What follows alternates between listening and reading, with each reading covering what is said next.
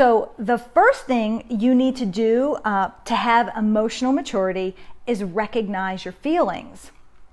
And that might sound kind of simple, but it actually is a little bit more difficult than we realize, because often we just walk around and like shove them down, like something might be wrong, but you don't even recognize it, and you're just walking around and everyone in your family can tell that something is wrong with mom, and you're like, no, I'm fine. So the first part of emotional maturity is recognizing that something is wrong, and what is it? So identifying that. We were in Lake Tahoe last week, and I burnt the top of my mouth. I was eating a bean burger, and it burnt so bad. I almost want to show you because it's really gross, but I won't. Anyhow, I got these really bad blisters, and I still have them. It was a week ago, and so it was really hurting, and I think I was mad at myself because I just, I couldn't wait. I had to take a big bite. I don't know, maybe that's silly. But anyhow, I had all these feelings and I didn't really recognize them. So got up Wednesday morning and was hurting so bad, I took it out on all of the boys in my family, and we really kind of ruined the morning. I did. And so then later I had to apologize and say, you know what, you guys, I recognize that I was really hurting and I took it out on you, and I was wrong. Will you please forgive me? So that was awesome, because they're so forgiving. I love it. I don't know how they got to be so forgiving, but praise God. So but the point of emotional maturity is, if I had recognized, when I'm really hurting, that's what's happening right now. Sometimes it might not be physical pain, it might be emotional. You might just wake up and feel sad. There might be something sad happening in your life. So recognizing it, kind of looking it in the face, like, hey, hi, anxiety. I'm feeling anxiety right now. There you are. Here I am. I'm feeling anxiety. So the first part of emotional maturity is recognizing what you're feeling. You might want to do a body scan. Like, okay, all right, do I have a headache? Is my head feeling okay? How about, are my eyes bothering me? Is my mouth bothering me? Do I have any tension in my neck? And just kind of scan all the way down. You might find when you get to your toes, I stubbed my toe, and that's really hurting, and I wasn't even aware of it. So number one, awareness. Number two is choosing what you're going to do about that. So you can't get to number two, you can't choose unless you're first aware. So first, I'm aware, my mouth is really hurting, and it hurts. Hi, Corinne, and thank you. Second is saying, all right, now I have a choice. And I'm not saying you're always going to choose the right thing. You won't. We're sinners and we mess up. But being aware and making an active choice is part of emotional maturity. Hi, Nikita. So if first you're aware of your feelings, and second, you choose, am I going to respond or am I going to react? Now you might say, I'm feeling really anxious. I don't like this feeling, and just everyone get out of my way.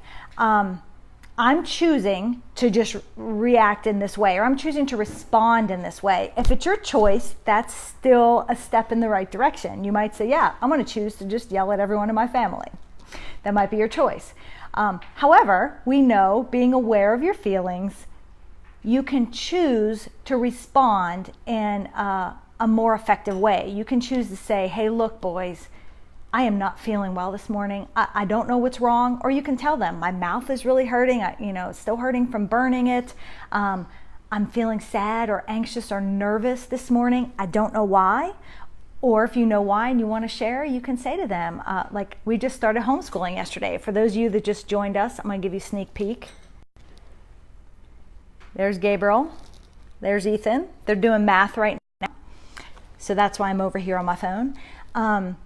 So I can say to them, I'm feeling nervous. I don't know if I have what it takes to school you guys, right? I can let them know those things. And then, thank you.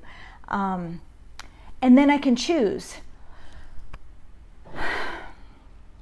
All right, I'm feeling really upset. I'm feeling nervous. I'm feeling inadequate. Whatever that feeling is that I first recognized. Oh, hi, Nolan. That was cute. Whatever I recognize, and then I can choose to respond or react. Sometimes there's not a lot of time between those two things. You feel it and then you react. So what we need to do to have emotional maturity is slow it down. Slow down that reaction time by taking a deep breath.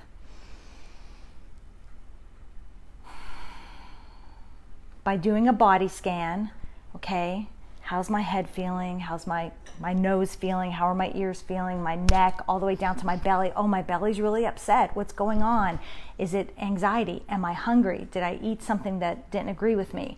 So just doing that body scan helps. Now remember, we've talked about this before. What you say to yourself, either in your head or out loud, is what you're going to say to your children. So we want them to do it better, of course, than we do it. So when we say to ourselves, okay, I'm feeling something, I'm not sure what it is.